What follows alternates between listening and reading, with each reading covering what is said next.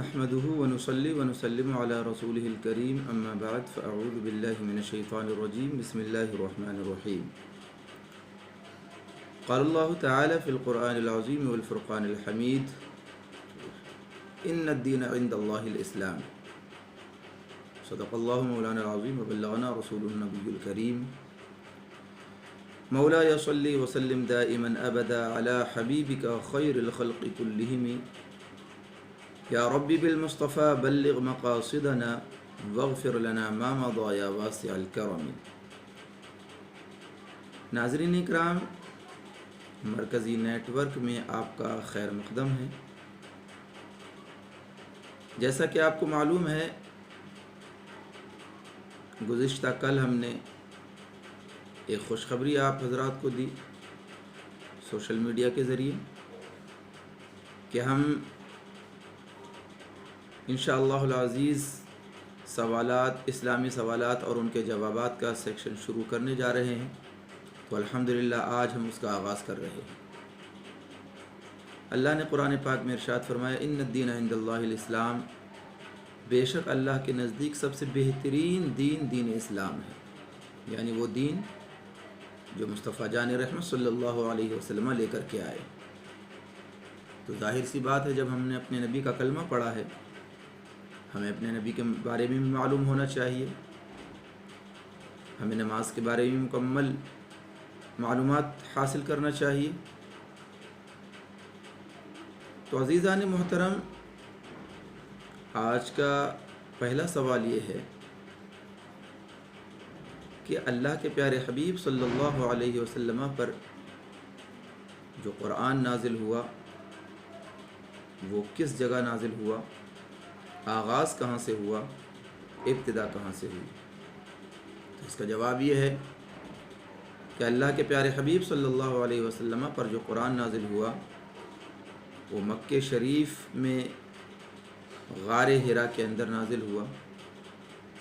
ایک غار ہے، وہاں سے قرآن کے نزول کی ابتدا ہوئی.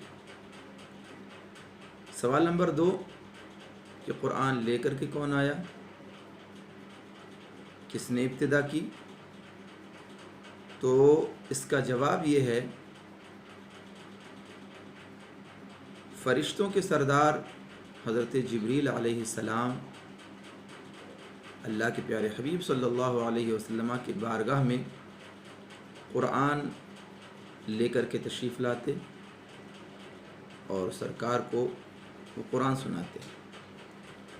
تیسرا سوال یہ ہے کہ قرآن کی وہ کون سی صورت ہے جو سب سے پہلے ہمارے سرکار پر نازل ہوئی؟ سب سے اہم سوال.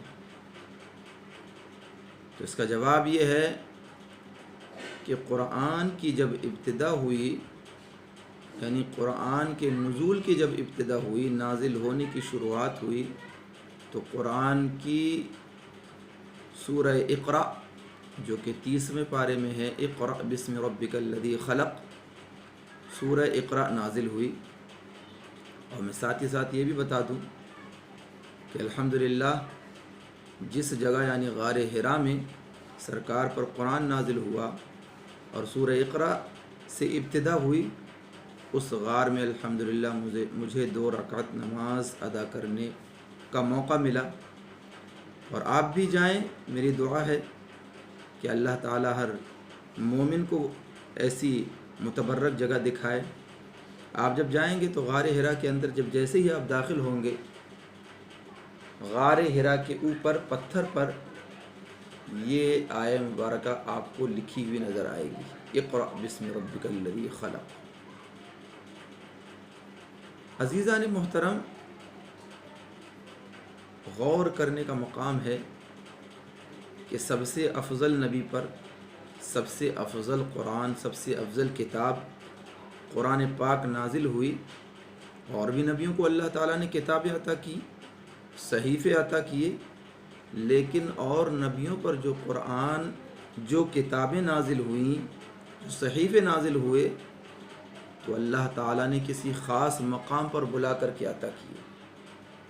لیکن قربان جاؤ پیارے آقا صلی اللہ علیہ وسلم کی عظمت پر کہ میرے رب کو اپنے محبوب سے اتنا پیار ہے، اتنی محبت ہے، اتنی مودت ہے کہ رب کو جب قرآن عطا کرنا ہوا، اپنے نبی پر قرآن اتارنا ہوا، تو اللہ تعالیٰ نے اپنے محبوب کو کسی خاص مقام پر بلا کر کے یہ کتاب عطا نہیں کی، بلکہ گویا کہ رب نے ارشاد فرما دیا، اے میرے محبوب، ہم نے جس طریقے سے اور نبیوں کو کتابیں خاص مقام پر بلا کر کے دی ہیں، ہماری کتاب اتارنے کا طریقہ وہ سب سے ہٹ کر ہوگا، سب سے الگ ہوگا، اور وہ طریقہ یہ ہے کہ اے میرے محبوب، اگر آپ مکے کی گلیوں میں ہوگے، جبریل قرآن وہیں لے کر کے نازل ہو جائیں گے۔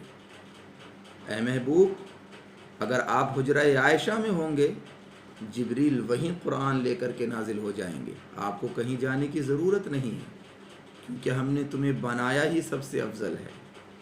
سبحان اللہ، ماشاء اللہ، کتنے خوش نصیب ہیں ہم لوگ کہ اللہ تعالیٰ نے ہمیں ایسے نبی کی امت میں پیدا فرمایا، لیکن پھر بھی ہمیں مکمل طریقے سے اپنے نبی کے بارے میں معلوم نہیں، ان کے والد محترم کا کیا نام، ان کے دادا کا کیا نام، ان کی والدہ کا کیا نام، ہمیں معلوم ہی نہیں۔ تو ناظرین اکرام، آج کے لیے اتنا ہی کافی ہے، اور جیسا کہ آپ تمامی حضرات کو معلوم ہے کہ ماہ صفر المظفر چل رہا ہے، اور سرکار اعلیٰ حضرت کا عرس عن قریب ہے، تو انشاءاللہ العزیز کل سے ہم سرکار اعلیٰ حضرت کے تعلق سے، ان کے بچپن سے لے کر کے جوانی تک کے سارے حالات ہم بیان کریں گے، اور آپ حضرات اس کو سماعت فرمائیں اور سن کر کے اس پر عمل بھی کریں۔ اللہ تعالیٰ سے دعا ہے کہ خالق کائنات مجھے کہنے سے زیادہ اس پر عمل کرنے کی توفیق عطا فرمائے، اور آپ کو سن کر کے اس پر عمل کرنے کی توفیق عطا فرمائے۔ وما علینا الا البلاغ۔ السلام علیکم ورحمۃ اللہ تعالی وبرکاتہ۔